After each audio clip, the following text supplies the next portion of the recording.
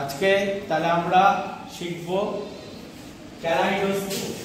ঠিক আছে, এই ক্যালাইডোস্কোপ কিভাবে তৈরি করব সেটা আমরা সবাই ভালো করে দেখব। ক্যালাইডোস্কোপের গঠনের মধ্যে 3 পিস আমাদের মিরর লাগে। সেই মিররগুলো পরস্পরের সঙ্গে যুক্ত করা হয়, সেটা যেন একটা সমবাহু ত্রিভুজে পরস্পরের সঙ্গে যুক্ত হয়ে থাকে। তারপর তার মধ্যে বিভিন্ন রকম বিটস, চুড়ি, চুমকি এগুলো দিলে পরে যখন এটা নাড়ানো হবে আমরা বিভিন্ন রকম ডিজাইন দেখতে পাব। তাহলে এই ক্যালাইডোস্কোপ কিভাবে বানানো হবে সেটাই এখন আমরা দেখতে চলেছি। তার জন্য যেমন 3 পিস এখানে আমরা মিরর নিয়েছি। মিরর মানে হলো আয়না, সম আকৃতি 3টা টুকরো আয়না নিয়েছি। কতগুলো বিটস, কতগুলো চুড়ির টুকরো, চুমকি এগুলো নিয়েছি। ঠিক আছে, এখন আমরা শুরু করতে চলেছি আমাদের এই ক্যালাইডোস্কোপ। তাহলে প্রথমে আমরা কি করব দেখা যাক। প্রথমে এই যে 3টা টুকরো আয়না আছে, এই 3টা টুকরো আয়নাটাকে আমরা পাশাপাশি রেখে দিলাম, উল্টে রেখে দিয়ে এই 3টার মধ্যে একটু করে গ্যাপ রাখবো, রেখে এর পিছনে। তাহলে আমরা এই যে 3 পিস আয়না পরস্পরের কাছাকাছি রাখলাম, এর উপরে আমরা একটা মাস্কিং টেপ লাগিয়ে দিচ্ছি। ঠিক উপর দিকে 1 পিস লাগাচ্ছি আর নিচের দিকেও 1 পিস লাগাবো। তাহলে মাস্কিং টেপটা লাগালাম, একটু করে বড় রাখলাম, নিচের দিকেও লাগাচ্ছি মাস্কিং টেপ।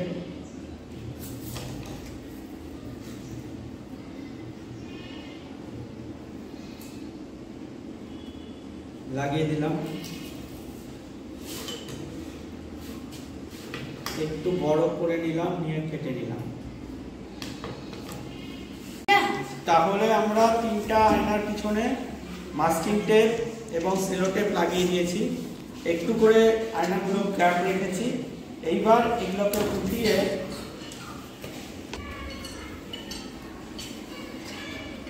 যাতে এগুলো পরস্পর ভিড়ে যায় এরকম করে রেখে, দেখা যাচ্ছে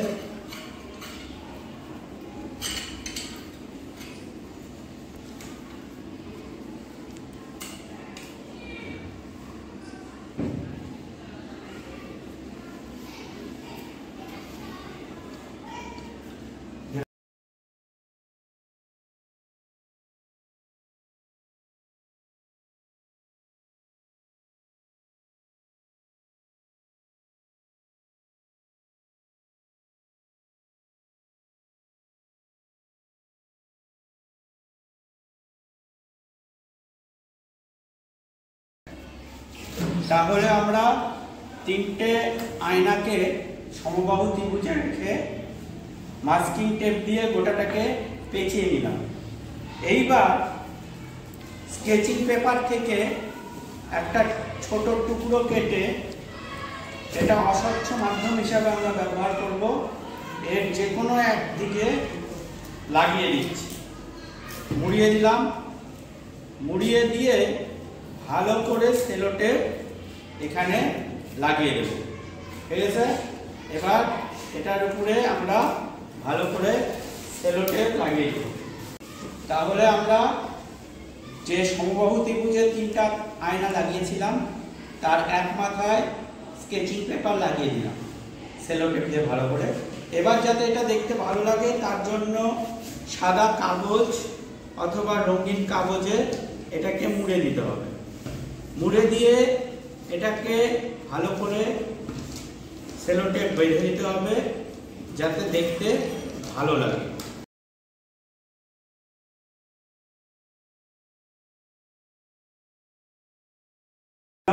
একটু মোটা একটা টাইপের কাগজ নেব, নিয়ে যে দিকটা ওপেন আছে সেই দিকটাতে লাগাবো। কিন্তু এইবার এখানে কাগজ লাগানোর পূর্বে আমাদের এখানে আগের থেকে রাখা ভাঙ্গা কাচের চুড়ি, পুঁতি এবং চুমকিগুলো পরিমাণ মতো এর মধ্যে একটু একটু করে ঢুকিয়ে দিচ্ছি। কারণ এই মুখটা বন্ধ করে দেওয়ার পরে আর ভেতর থেকে কিছু বার করাও যাবে না বা ভিতরে প্রবেশও করানো যাবে না। সেই জন্য আমরা এর মধ্যে এগুলো বেশি না, অল্প কয়েকটা করে ভিতরে ঢুকিয়ে দিচ্ছি। এই কাঁচের চুড়িগুলো একটু বড় হয়েছে, তাই এগুলোকে ভেঙে নিলে পরে এই টুকরোগুলো আরো ভালো হবে, যাতে সাইজটা মোটামুটি এরকম হলে পরে দেখতে ভালো হবে। সেই জন্য এরকম সাইজ করে এর মধ্যে প্রবেশ করিয়ে দিলাম। পুঁতি চুমকি সমস্ত কিছু ঢোকানোর পরে তুলনামূলক একটা মোটা কাগজ নিয়ে এই যে দিকটা ওপেন আছে সেই দিকটাতে রেখে আমরা বন্ধ করে দেব। ভালো করে বন্ধ করে দিচ্ছি, যাতে এর মধ্যে যেগুলো দিলাম সেগুলো বাইরের থেকে বেরিয়ে না আসে।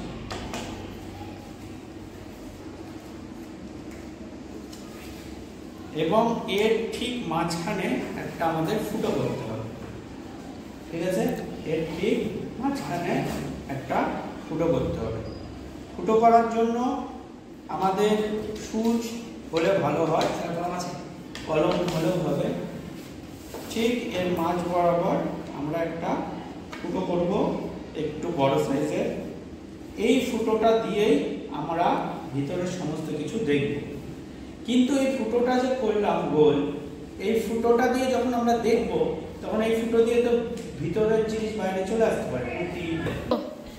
ঠিক মাঝ বরাবর আমরা একটা কাগজটায় ফুটো করে, মোটা কাগজটায় তার উল্টো দিকে একটা ট্রান্সপারেন্ট পলিথিন লাগিয়ে দিলাম। এইবার সেটাকে নিয়ে যাতে ভিতরে দেওয়া বিডস, পুঁতি এগুলো বাইরে না বেরিয়ে যায় এবং ফুটোটা যেন ঠিক মাঝ বরাবর থাকে।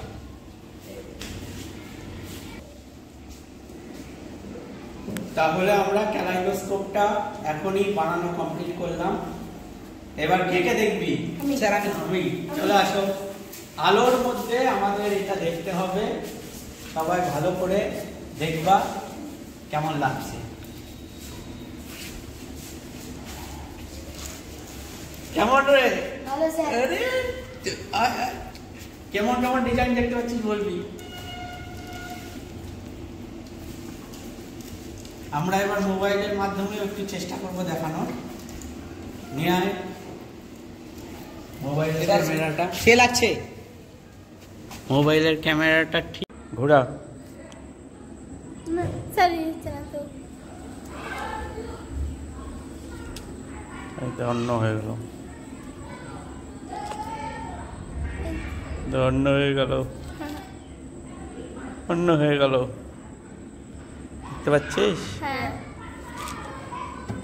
এই যে এই দে, এইবার দেখ সেই ফুলের মতো। কেমন দেখতে পাচ্ছিস? ভালো স্যার।